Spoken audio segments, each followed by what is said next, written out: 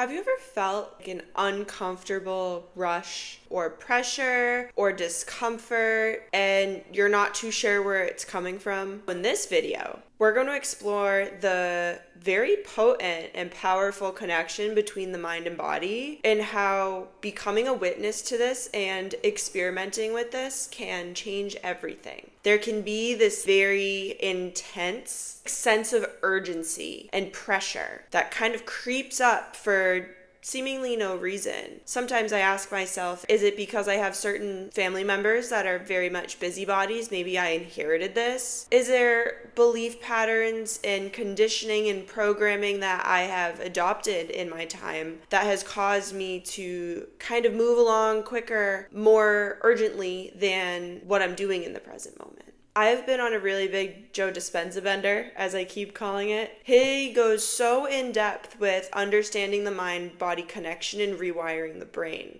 So the mind and the body are super connected. Holding awareness for this is very, very powerful. Something Joe Dispenza teaches is neuroplasticity, how we're able to rewire the brain and rewire different pathways in neurons to hold different beliefs, to alter genes for health, for different expressions of different genes to be had. Something Joe Dispenza says often is where you place your attention is where you place your energy. By bringing awareness to our body, we can then shift our energetic state. Just as you have like an inner voice in your head and there's inner monologue, and I feel like a lot of people put a lot of importance around understanding the voice in your head and what it sounds like and the tone and the relationship you have to yourself. Something that we often overlook is our body is doing that same exact thing in its own way. Stomach aches, headaches, certain tensions, the way we posture ourselves, different intuitive nudges that we get are all coming in through our body.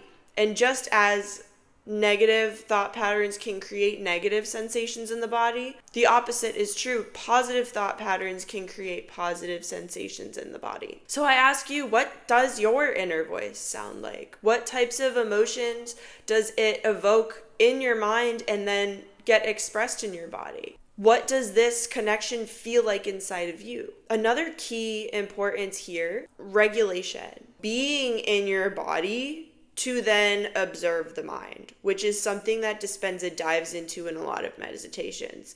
It's about understanding yourself and the space you take up. So being able to come back in and then zoom back out from a more grounded perspective. The goal of regulation is to be present and in tune and aligned with your body. We live in a world filled with distractions, overstimulations, dissociations, all these different components that really pull us out of our body to get super busy, to get super consumery. It isn't supernatural for us to slow down and come back home to ourselves. It takes practice because it's not something that we're taught and exposed to and have a bunch of reps in. A key in Dispenza's work is how old emotions and beliefs get trapped in your body, in your thought patterns, in that energy within things. And once you become the observer to these different components, you're a lot more easily able to understand which responses you're having that are conditioned, that are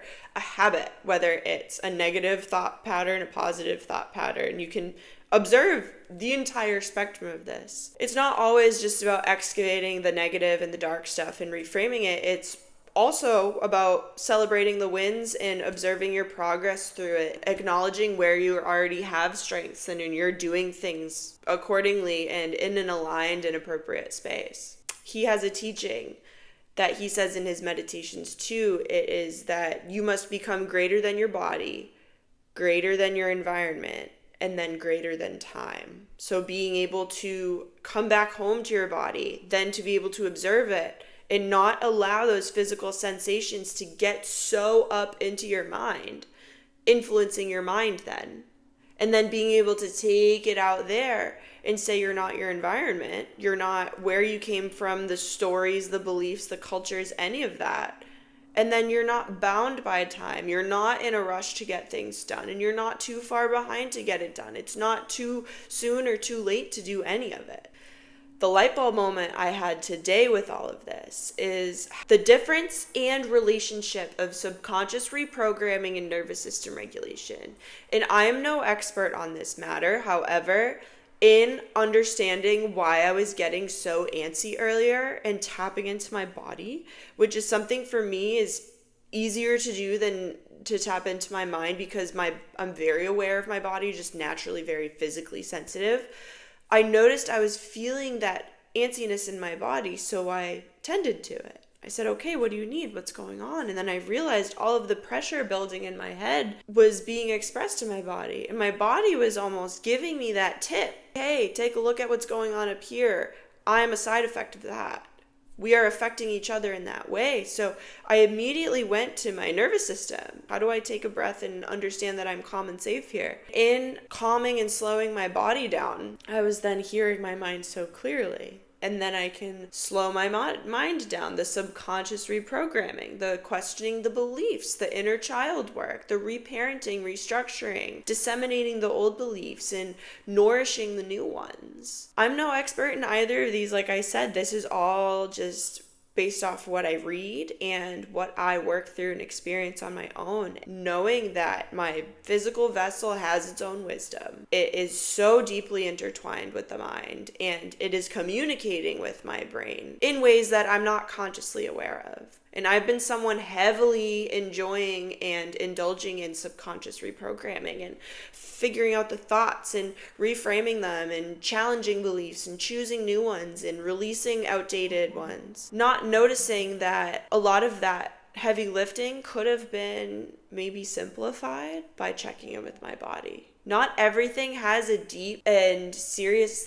explanation or answer per se. Some things just are what they are, and we can nip them in the bud and reconnect them, kind of shift gears and steer the ship by understanding what our body wants from that or is trying to tell us from that. Your thoughts create your reality, but your emotions hold the key for change. It's about the feeling. And that goes into the whole world of meditation, where it's not about quieting your mind, it's about observing your mind. Because when we're conscious of our thoughts and we're playing out best case scenarios for ourselves in meditation and giving our minds that space to rehearse and try on and get familiar with the frequency of having it already successfully, we realize that feeling into that is what connects the body to the mind. They're working together all the time.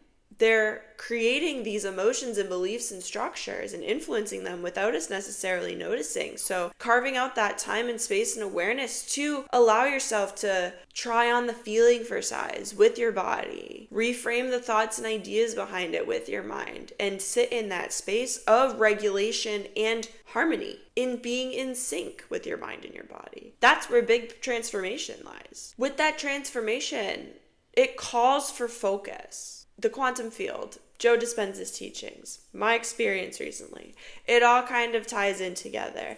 Two key concepts that I've really held on to is awareness and alignment. Those are two words that I keep in my head all the time. How can I be more of an observer, and how can I course correct a little bit more just to keep myself on the path and trajectory that I want to be on? I was having a conversation with a stranger in a crowd recently, and he was saying that our biggest gift is our focus. And that is kind of like the combination of the awareness and the alignment. It's not only having the awareness for what may be happening or what you may be wanting, and then the alignment for the actual direction. The focus is like, okay, you're holding space for that awareness, and you are coming in and focusing on the aligned path in place for it. So your focus is your greatest gift at that point. Focus creates powerful change. The focus plus action pulls in intention. And intention is a word that gets thrown around a lot, especially in the spiritual space. And what I will say is holding more awareness for this word has allowed me to use it and understand it in a way that shows that intention is the energy within the action. You've already done the holding space for the reframe, the deconstruction, the shadow work and stuff. The intention is that emotion and such through the action stage. You've decided on it, and now we're actually doing it, and we're starting to build in that space. And that intention will grow without masculine physical action to it. when you plant that seed and water it, it can take a momentum on its own in the universe, in the quantum field of things. My simple practice suggestion to you: next time you feel discomfort, pause, observe, ask yourself, what is my body telling me, and how is my mind responding to it? When those alarm bells go off in your body or in your mind, and you're able to understand the dynamic between these two components happening all the time within you, you can come back to center. You can nourish both aspects, that yin and yang, and you can find some peace, which is the whole point. My question for you now, to let me know, I'm so curious, that's why I wanted to share this, is I really wanted to see how other people are moving through this too. As within, so without. Have you ever noticed a shift in your mind when you're tending to your body? Or vice versa? Have you ever noticed a shift in your body when you're tending to your mind? I would love to know if anyone else has already been working through and noticing and moving through this dynamic and relationship that I am somehow just scratching the surface on here. If you enjoyed this content, like, subscribe, let me know. I'd love to create more for you. If you would like to get in touch with where your energy is at, kind of giving you a decent starting point for what to focus on, I'll leave a link to my most recent offering below. And in the meantime, I hope you treat your body well. I hope you treat your mind well. Offer yourself all of the grace, love, support, curiosity, and compassion, because we are all doing the best that we can with what we have. We are all lifelong students on this plane, and being a human being is not for the faint of heart. You're doing amazing. Keep it up. I'll see you in the next one.